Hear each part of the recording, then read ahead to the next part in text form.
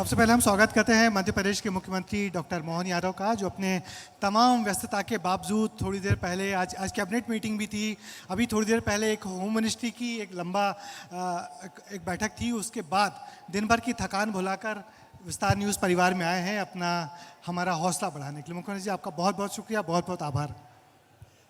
मेरी अपनी ओर से भी विस्तार न्यूज़ के 1 वर्ष के पूरे होने का अवसर पर बहुत बहुत बधाई, आपको शुभकामना है।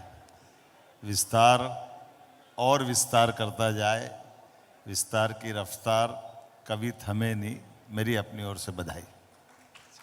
मुख्यमंत्री जी, देखते देखते आपको 1.5 साल हो गया और हमको 1 साल हो गया। इन 1.5 सालों में आपने भी काफ़ी कुछ काम किया है, मगर ऐसा वो काम जिससे आपको बड़ी संतुष्टि मिली हुई इन 1.5 साल में। देखिए, मैं तो ये बड़ा मुश्किल में फंसूँ अगर मैं इसका जवाब दूंगा, और जहाँ संतुष्टि मिल जाए वहाँ ज़िंदगी ख़त्म हो जाती है। तो अच्छे कामों का सिलसिला लगातार चलना चाहिए, यही जीवन का नाम और यही काम है। हमारे प्रधानमंत्री जी हर चीज़ को 2047 से देखते हैं कि आज़ादी के 100 साल बाद देश कहाँ होगा। हम आपको एक बड़ी जिम्मेदारी है मध्य प्रदेश की, तो हम क्या उम्मीद करें, क्या आपने सपना देखा है कि मध्य प्रदेश आज़ादी के 100वें साल में 2047 में कैसा मध्य प्रदेश होगा? देखिए, ये माननीय प्रधानमंत्री जी का, श्रीमान नरेंद्र मोदी जी का ये बिल्कुल सुस्पष्ट विज़न है। हम रहे न रहे, देश सदा रहेगा।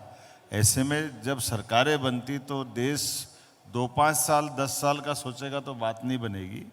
हमको लंबा सोचना पड़ेगा और लंबे सोच करके लक्ष्य भी बड़े रखना पड़ेंगे और बड़े लक्ष्य के आधार पर चलना पड़ेगा। जैसे उदाहरण के लिए 2047 की अगर आप बात कर रहे हैं तो प्रति व्यक्ति आय 2002-3 अर्थात माननीय धनोतिया जी यहाँ मौजूद है, रिकॉर्ड होगा। हमारे माननीय दिग्विजय सिंह जी जब मुख्यमंत्री थे तो प्रति व्यक्ति आय 11,000 थी, आज 1,52,000 है। यह आज का 20 साल की हमारी प्रोग्रेस में, जिसमें 2047 तक कल्पना की 22,50,000 रुपया प्रति व्यक्ति आय बढ़े, ये हमारा उस समय का टारगेट। इसी प्रकार से अभी 4,21,000 का हमारा इस साल का बजट है। जब मैं आया तब 3,25,000 था और आने वाले 2028 के अंत तक जब हमारी सरकार के 5 साल पूरे होंगे, हम इसको 7 लाख करोड़ तक पहुंचाएंगे और 2047 तक ये 250 लाख तक पहुंचाने वाले हैं। ये हमारा लक्ष्य है। इस आधार पर मध्य प्रदेश को आगे बढ़ा रहे हैं। बहुत बहुत। मुख्यमंत्री जी, आपसे कोई सवाल करने से पहले मैं इतनी जो भीड़ है उसको एक वाकया 1-2 आप लोगों को याद दिलाना चाहता हूं। पहले तो आपका बहुत स्वागत, बहुत अभिनंदन। मैं इंटरव्यू करने से पहले जब मैं कुछ क्लिप्स देख रहा था, कुछ रिसर्च कर रहा था, तो उसमें बहुत सारे क्लिप्स मुझे मिले जिसमें मुख्यमंत्री जी कई पत्रकारों के इंटरव्यू कर रहे हैं। आप लोगों ने देखा है कि नहीं देखा है? आप लोगों ने देखा है, पूरे देश में वायरल है। इसलिए सबसे पहले मैं थोड़ा आश्वासन चाहूंगा कि आज हम लोगों को इजाजत है ना इंटरव्यू करने की आपकी? नहीं तो हमारी हम लोग का क्लास तो इंटरव्यू नहीं ले लगने वाली है। ये मैं ऐसा कभी नहीं करता हूँ। वो तो क्या होता है, अब लूज बॉल डालोगे तो मुझे भी खेलने में मजा आ जाता मैं मान के चलता हूँ कि जब हम कोई संवाद कर रहे हैं, कोई चर्चा कर रहे हैं, कोई बात कर रहे हैं, तो बात दोनों तरफ से होना चाहिए। मैं आपसे बात कर रहा हूँ तो मुझे भी तो आनंद आएगा ना आपसे बात करते हुए। जैसे मैं वैसे ही प्रश्न करता हूँ अभी आपसे, पर अभी आप फिर मेरे को संकट में डाल दो कि चलो छोड़ देता। नहीं, पूछ लीजिए, ज्ञानेंद्र तो तेज है, जवाब दे देंगे। नहीं, कोई बात नहीं। क्यों फंसवाना चाहते हैं सर मुझे? कई जिनसे भी प्रश्न किया है वो सब फंसे ही हैं, कोई जवाब नहीं दे पाया है, इसलिए मैं सर पूछ लीजिए। नहीं, क्यों मरवा रहे हो उनको?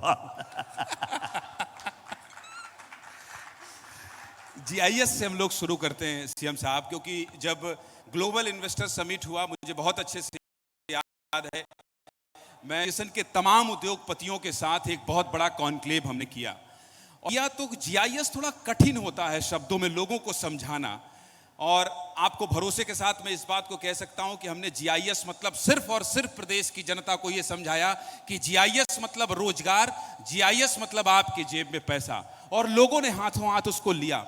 इंडस्ट्रियलिस्टों ने पहली बार आपकी इस इनिशिएटिव को कहा कि बहुत बड़े पैमाने पर जो सब्सिडी मिल रही है वो आपकी सरकार ने माफ किया है, जिसकी वजह से सब लोग बहुत प्रोत्साहित हुए, बहुत बड़ा आयोजन हुआ।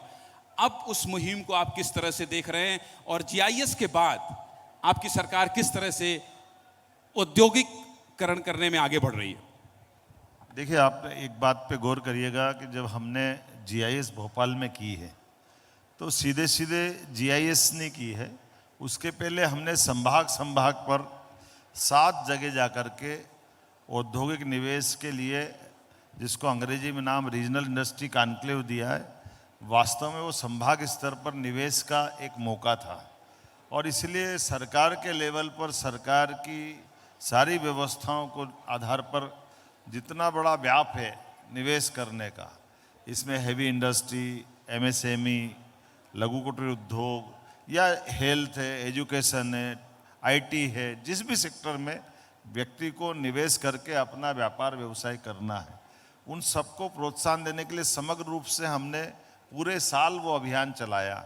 और उसका समापन होकर के जब हम अपने सभी राज्य के बड़े नगर ग्वालियर, जबलपुर, रीवा, सागर, अब कोई कल्पना कर सकता है नर्मदापुरम बहुत छोटा सा स्थान है, लेकिन हर एक स्थान पर अलग अलग निवेश के सभी रीजनल इंडस्ट्री कॉन्क्लेव संपन्न होने के बाद अंत में भोपाल का नंबर आया।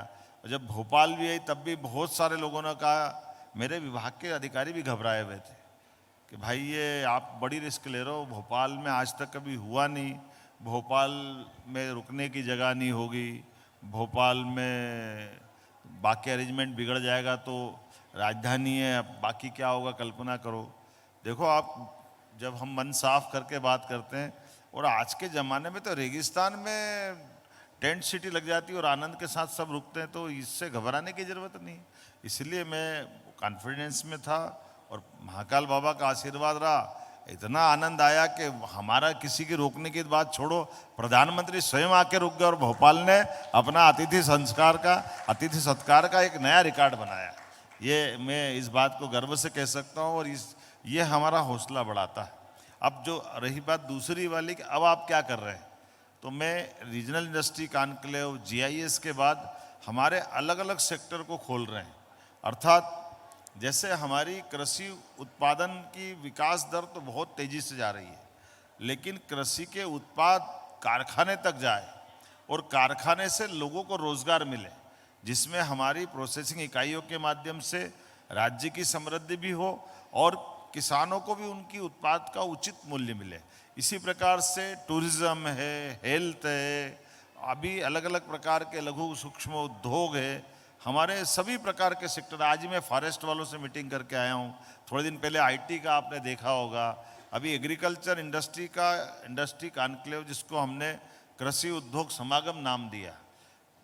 सीतामऊ जैसी छोटी सी जगह पर 25,000 से ज़्यादा किसानों का ज़बरदस्त रूप से रिस्पांस मिला, बल्कि वहाँ कहा गया कि आप एक दिन का मत करो, इतने अच्छे प्रकार से उसका आयोजन हुआ। किसान सम्मेलन तो ये धनोती जी यहाँ बैठे हैं, हमने अपने किसानों का किसान सम्मेलन तो कर लेते हैं, लेकिन माफ़ करना, आपका हमारा किसान सम्मेलन केवल भाषण के लिए होता है। हमने कहा किसान सम्मेलन भाषण के लिए नहीं होगा, सभी प्रकार के कृषि के उन्नत यंत्र जो आज की दृष्टि से उपयोगी है, वो हमारे लिए नरवाई को आमतौर पर जो शिकायत में देखते हैं, इतने अच्छे यंत्र भी आए कि नरवाई को खेत में ही अपने आप में खाद बनाने की स्थिति में ले आएंगे। छोटे छोटे खेत पर खेती करने के लिए सब प्रकार के यंत्र, और यंत्रों पे हमारी सब्सिडी, उसका डेमोन्स्ट्रेशन अच्छे स्टॉल लगा करके, अच्छे बीज दे करके, उनका मार्केट कहाँ जाएगा, अच्छे प्रकार के कृषि वैज्ञानिकों को बुला करके जब हमने पूरा आयोजन करा तो सबने कहा कि इसको एक दिन मत करो, 2 दिन करो। हमारी तैयारी तो चूंकि एक ही दिन की थी, फिर भी हमने 2 दिन कर दिया, लेकिन अगली बार तय कर दिया अब नरसिंहपुर में होने वाला है 26 तारीख से, तो हम 3 दिन करने वाले हैं, और ये पूरे प्रदेश के अलग अलग क्षेत्रों में इस प्रकार से ये सारे सेक्टर को कवर कर रहे हैं। न केवल कृषि क्षेत्र बल्कि माइनिंग का, जैसे हमारा कटनी, सिंगरौली, ये माइनिंग आधारित बहुत अच्छे उद्योग है। इसी प्रकार से टूरिज्म के लिए तो रीवा हमारा बहुत अच्छा भविष्य की संभावना का क्षेत्र है। ऐसे सतना, जहां हम अपने इसी एक एक प्रकार से सारे क्षेत्र को कवर करते जा रहे हैं। मुख्यमंत्री जी, आपने कृषि की बात की। पिछले कुछ सालों में मध्य प्रदेश में कृषि में तो बहुत आत्मनिर्भर हो गया है, बहुत सिंचाई हुई है, प्रोडक्शन बढ़ रहा है, मगर उस सब के बावजूद हम लोग देखते हैं कि जब फसल ज़्यादा हो जाती, चाहे लहसुन हो, चाहे टमाटर हो, उनको किसान सड़कों पे फेंकते हैं। मध्य प्रदेश में कृषि तो हो रही, मगर फूड प्रोसेसिंग इंडस्ट्रीज की बड़ी कमी है। क्यों नहीं हम लोग पेस्ट और तमाम चीज़ों के कारखाने खोलें या खोलने को बढ़ावा दें, जिससे कि सड़कों पे फेंकने वाली चीज़ें कम हों? अब फिर मेरे से मत बोलना, अभी आप कहाँ थे, मैं क्या सुना रहा था? आप ही के लिए तो सुनाया मैंने। भाई मैंने ये कृषि आधारित उद्योग की बात कही है, उसी को तो सुना रहा था। आपने प्रश्न बाद में पूछा, उत्तर मैंने पहले दे दिया। अब मेरे समझ में नहीं आ रहा कि इस सिलसिले में जैसे आप अच्छा, चलिए मैं आपसे ये जानना चाहता हूँ कि आमतौर पर ये प्रसंग भी होना था इस इंटरव्यू में। आप मुझे फंसा रहे थे, फंसा आप गए। अच्छा, मैं आपको बता रहा हूँ, उसी कृषि समागम के अंदर उदाहरण के लिए हमारे टमाटर, जैसे आपने प्रश्न उठाया, तो टमाटर की केवल 10 लाख रुपए की एक यूनिट बनतेगी, उसमें सारे प्रकार के टमाटर को सुखा करके पाउडर बना दो। वो वहाँ यंत्र था उपलब्ध। सोलर के आधार पर पंप से हमारी नीचे 500 फीट से 800 फीट से भी सिंचाई हो जाती है, वो यंत्र भी वहाँ थे। ऐसे कृषि आधारित तमाम प्रकार की चीज़ें जिससे खेती अच्छे से हो, बागवानी अच्छे से हो, साग सब्जी अच्छे से हो, वो सारे प्रबंधन। इसीलिए मैंने कहा कि लेकिन केवल फसल नहीं, उनकी प्रोसेसिंग करने वाले लोग और उनके लिए सब प्रकार का अनुदान, सब प्रकार की अनुकूलता, यहाँ तक कि जैसे मैं बताना चाहूँगा, मैंने भाषण में भी बोला था, हमारे अपने प्रति बीघा, उदाहरण के लिए गेहूँ हमारे यहाँ प्रति बीघा अमेरिका की तुलना में, अमेरिका में 10 से 12 कुंटल होते हैं, लेकिन मध्य प्रदेश और भारत 18 से 20 कुंटल करता है। हम अमेरिका से गेहूं उत्पादन में आगे हैं, लेकिन हम पीछे नहीं देख रहे अमेरिका, हम देख रहे हैं फ्रांस, वहाँ 38 से 40 कुंटल होते हैं। तो हमने कहा कि जब वहाँ हो सकते तो हमारे किसानों की आय क्यों नहीं बढ़ना चाहिए, ये होना चाहिए। ऐसे एक नहीं, सभी प्रकार के क्षेत्रों में ऐसी खुलकर के बात। सीएम साहब, आप चूंकि चर्चा हो रही है अभी देश में कि पाकिस्तान से बदला लेना है, कल जैसे ही ये आदेश आया कि मॉक ड्रिल होना है देश के राज्यों में, हम लोगों ने रात 8 बजे पूरे प्रदेश की जनता से, यहाँ से लेकर छत्तीसगढ़ और दिल्ली तक लोगों से रिएक्शन लिया। आप प्रदेश के मुखिया हैं, बैठे भी हैं। मॉक ड्रिल होना है कल मध्य प्रदेश के 5 जिलों में। इसको किस तरह की तैयारी के रूप में आप देखते हैं? और देश के लोग, जनमानस, हर आदमी, केवल कल हम लोगों ने अलग अलग जिलों में, शहरों से पूछा भी लोगों से, सबको सरकार पर भरोसा है और कार्रवाई का इंतजार कर रहे हैं। देखिए, मैं यशस्वी प्रधानमंत्री जी को धन्यवाद देना चाहूँगा, गृह मंत्री जी को भी। पूरा देश पाकिस्तान की बात, अभी तो नाम हम नहीं ले रहे, ये अलग बात है कि चोर की दाढ़ी में तिनका, वो परवरे डरे जा रहा है, मरे जा रहा है, भगे जा रहा है, वो उनकी अपनी हालत है। हमने तो कहीं बोला ही नहीं अभी, कहाँ बोला कि हम आपके यहाँ कुछ आ रहा है। वो क्यों घबराए घूम रहा है, ये तो वही जाने। हाँ, ये भी एक बात है कि मैं पूरे देश को इस नाते से भी धन्यवाद देना चाहूँगा, सभी दल मिलकर के एकजुटता के साथ सबने कहा कि इसका बदला लेना चाहिए।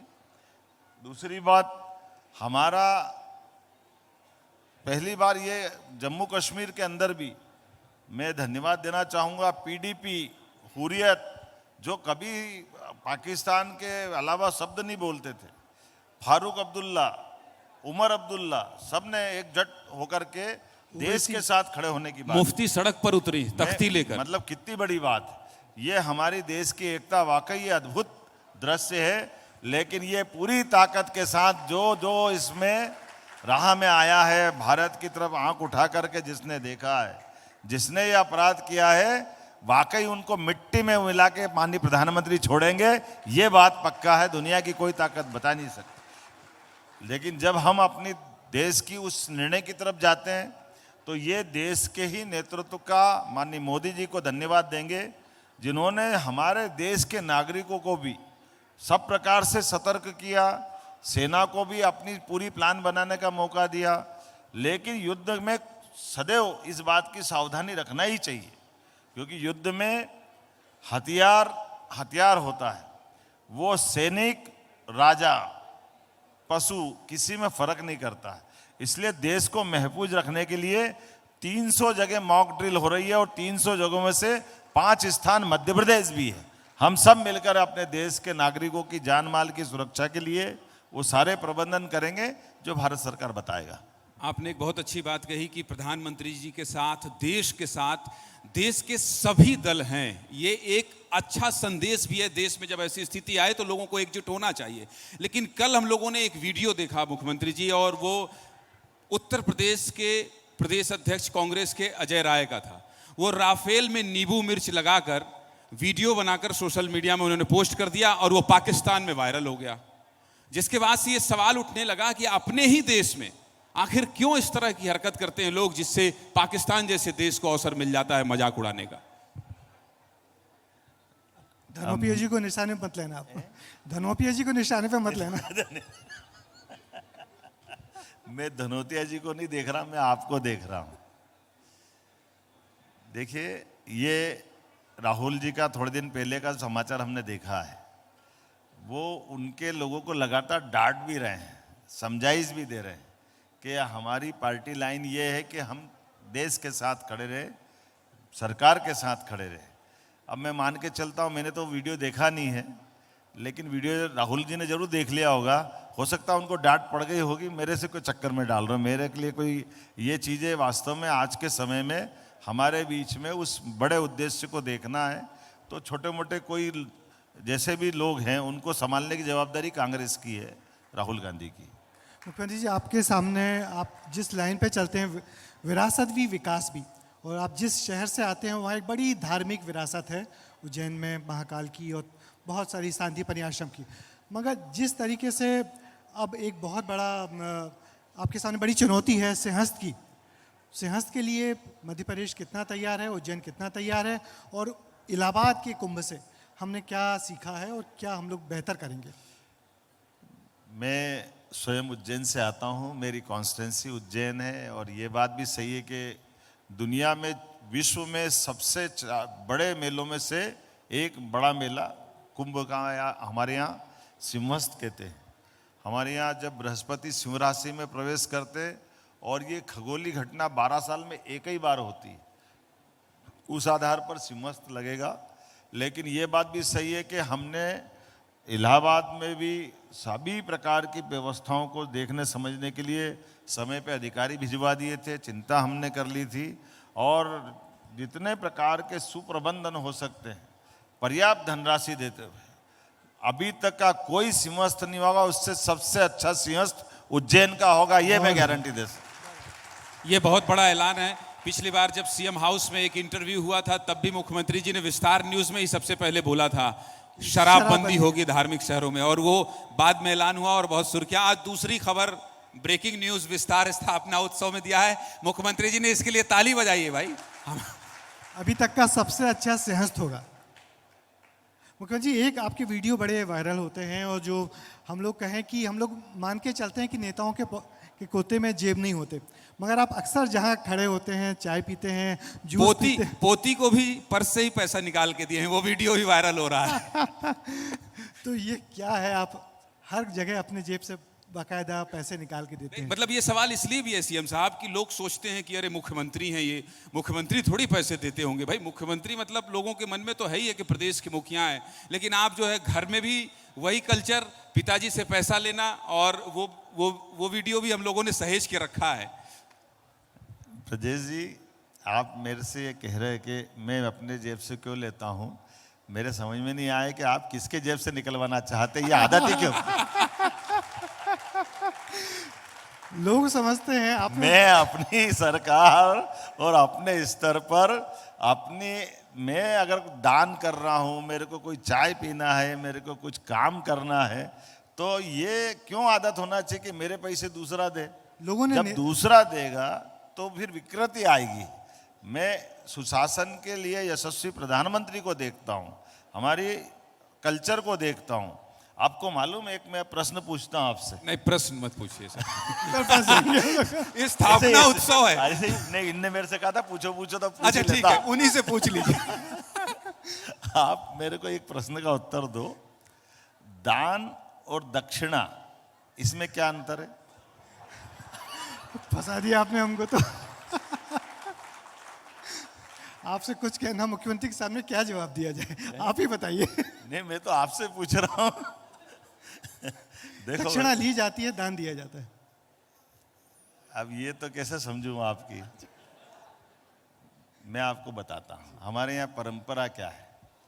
वैसे मैं आपको इसका उत्तर दे देता हूं, पर ये उत्तर अतीत के काल में भारत में ऐतिहासिक रहा है। इस आधार पर दुनिया उस बात को जानती है। आपको मालूम है इस घटना का, दान दक्षिणा का महत्व क्या है? पहले मैं आपको दान दक्षिणा का महत्व बताता हूं। मेरे यहाँ मान लो सत्यनारायण भगवान की कथा कराना, पंडित जी के पास मैं जाऊंगा, पंडित जी मेरे यहाँ कथा करिए, या मेरे बेटे का विवाह है, या मेरे यहाँ कोई शुभ प्रसंग है, आपको आना है, तो पंडित जी आने के पहले अपनी दक्षिणा बताएंगे कि बेटा मैं आ तो जाऊंगा लेकिन मेरे को ये देना पड़ेगा। ये आपने उससे डिसाइड कर लिया। अब जब आकर वो कथा करेंगे और कथा में आपने भगवान के सामने अपनी मर्जी से जो चढ़ाया वो दान हुआ। ये आपकी मन की श्रद्धा है जितने आप कहोगे, लेकिन वो दक्षिणा है जो पहले से डिसाइड है। और ये भी तय है कि दक्षिणा के बिना दान अधूरा, दान के बिना दक्षिणा अधूरी, ये दोनों होना चाहिए तो हमारी अपनी परंपरा चले। आपके साथ बैठ के बातें करके बहुत सारी नई चीज़ें सीखने मिलती हैं। पिछली बार आपने हमको बताया था कि शुभकामनाएं और मंगल कामनाओं में क्या फ़र्क होता है ना? बिल्कुल है। शुभकामनाएं कब देनी चाहिए और मंगल कामना कब देनी चाहिए? देखो, ये बड़ी हमारे लिए जानकारी दोबारा रिपीट कर देता हूँ। हमारे ये जो जितने भी व्रत त्योहार पर्व है, ये पर्व त्योहार ये हमारे आपके कहने से नहीं है, ये खगोलीय घटनाएं हैं।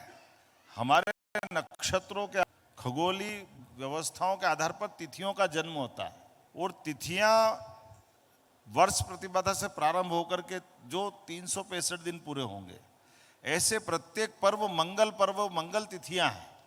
इनको मैं और आप नहीं बना सकते। ये हमको मालूम है, कार्तिक मास की अमावस्या है तो वो दिवाली है। हमारे लिए, अपने लिए कोई नहीं रोक सकता। हमारी जन्माष्टमी है तो जन्माष्टमी है। इसलिए हमारे सबके सामने इन तिथियों का मंगल पर्वों से महत्व है।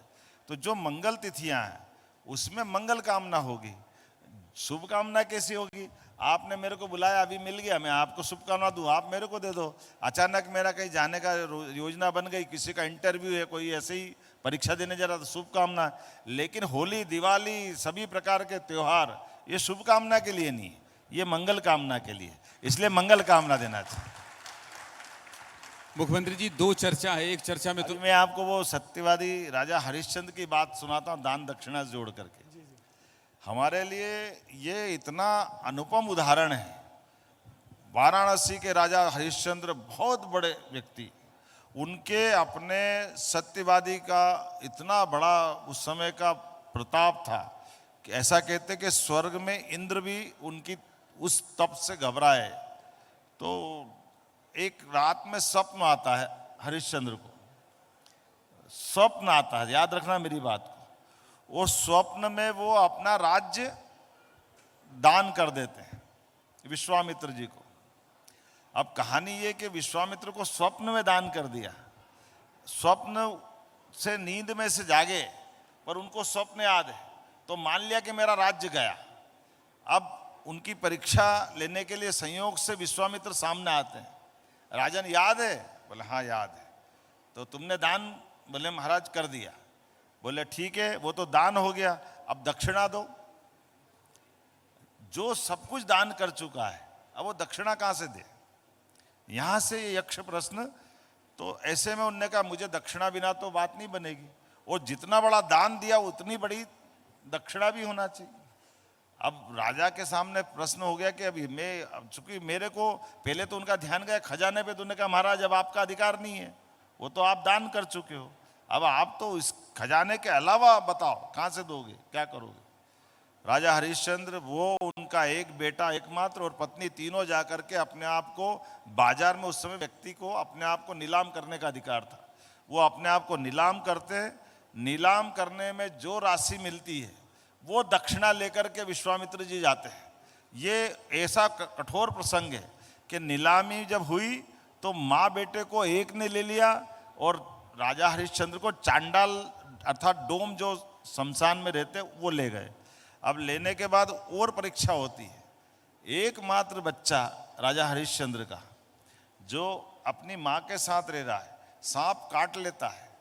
सांप के काटने से माँ उस बच्चे को अब करे क्या, जलाने के लिए शमशान लाती है, लेकिन अकेली एक साड़ी पहन करके वो एक तरह से दासी अवस्था में थी। राजा हरिश्चंद्र सामने हाथ लगा देते कि मैं इसको जलाने नहीं दूंगा।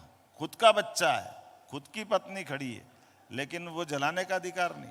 क्यों? क्योंकि दक्षिणा अर्थात वहाँ का टैक्स देना है। अब हरिश्चंद्र के सामने प्रश्न के पत्नी है, बेटा है, लेकिन चूंकि ड्यूटी तो वो डोम की कर रहे हैं। उन्होंने कहा मैं तो बिना इसके शुल्क दिए आपको जलाने की अनुमति नहीं दूंगा। वो कह रही रो करके मैं आपका बच्चा लाई हूँ, ये जितना मेरा अधिकार उतना अधिकार आप भी दो, आप दे सकते हो। बोले मैं यहाँ ये बात सुनने के लिए नहीं खड़ा हूँ, मैं तो अपनी उस ड्यूटी को कर रहा हूँ जो मेरे को अपने प्रारब्ध ने दी है, मैं उसकी बात कर रहा हूँ। ऐसा कहते हैं कि उस दृश्य को देखकर तो देवताओं की आंखों में भी आंसू आ गए होंगे, लेकिन कोई बात नहीं। बच्चे की लाश नीचे रखती है, पत्नी अपनी साड़ी का आधा हिस्सा करती है, आधा लपेटती है और दक्षिणा में पति के हाथ में रखती कि अब तो जलाने दोगे।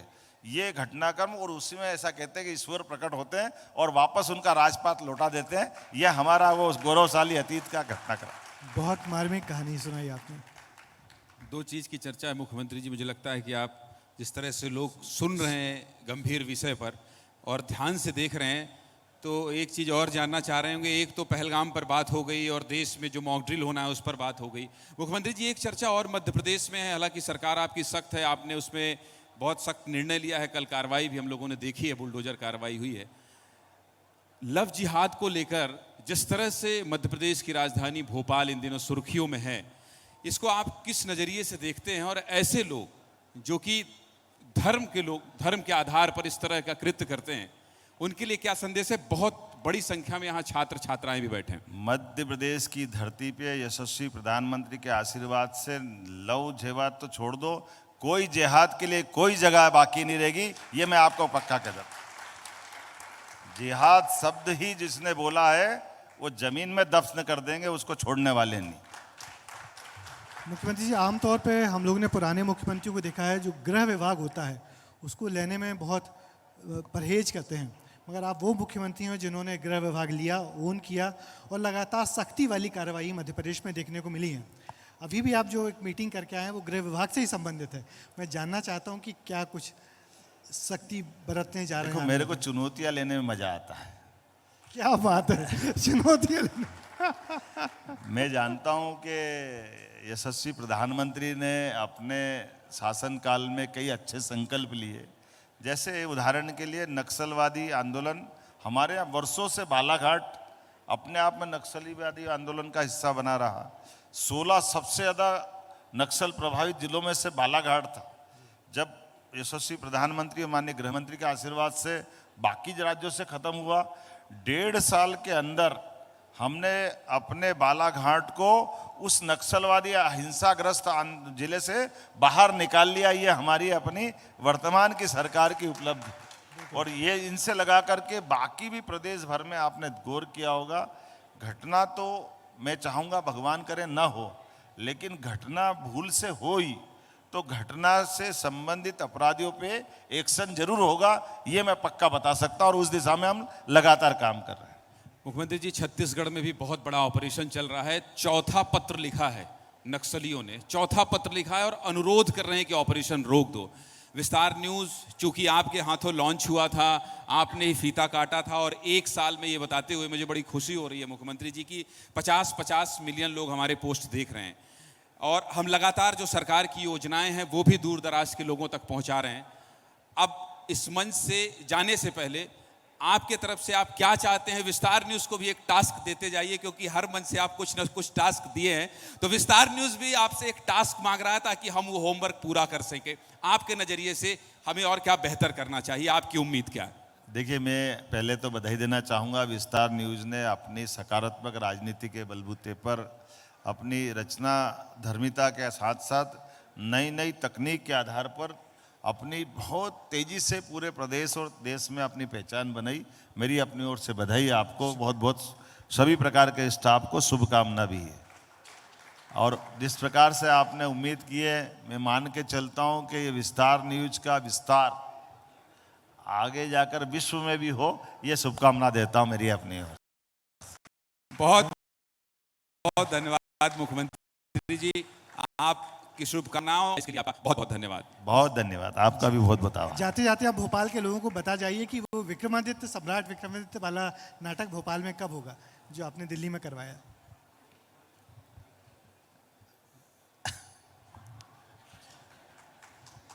हम सब विक्रमादित्य के उस किरदार की बात करेंगे, लेकिन अभी थोड़ा सा देश का टेस्ट विक्रमादित्य को लिए बन रहा है। कई सारे लोगों को विक्रमादित्य के उस जीवन के पक्ष को लाने के लिए भोपाल और उज्जैन, और ये तो हमारे यहाँ सब हम जानते हैं, लेकिन कई राज्यों की राजधानी और कई जगह उसके कार्यक्रम बन रहे हैं। मैं मान के चलता हूँ कि धीरे धीरे करके वो अपने यहाँ मध्य प्रदेश में भी कराएंगे, लेकिन हमारे पास इसकी बहुत संभावना है। बहुत सारे किरदारों पे काम कर रहे हैं। मैं समय आएगा जल्दी कराएंगे। शुक्रिया सर, बहुत बहुत शुक्रिया आपका।